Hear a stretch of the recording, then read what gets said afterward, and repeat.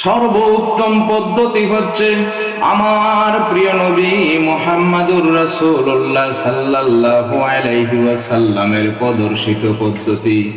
আমার নবীজি বলেন, যে আমার আনুগত্য করলো সে স্বয়ং আল্লাহ পাকের আনুগত্য করলো, যে আমাকে অমান্য করলো সে স্বয়ং আল্লাহ পাককে অমান্য করলো, যে আমার সুন্নতকে ভালোবাসলো সে আমাকেই ভালোবাসলো, যে আমার সুন্নত থেকে বিমুখ করলো অর্থাৎ মুখ ফিরিয়ে নিল সে আমার লোক নয়, সে আমার লোক নয়, সে আমার লোক নয়।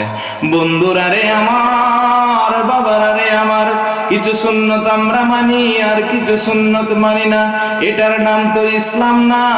ইসলাম হচ্ছে ভালো মন্দ তোমার জীবনে যা কিছু আছে সমস্ত কিছু মানে নেওয়ার নাম হলো ইসলাম।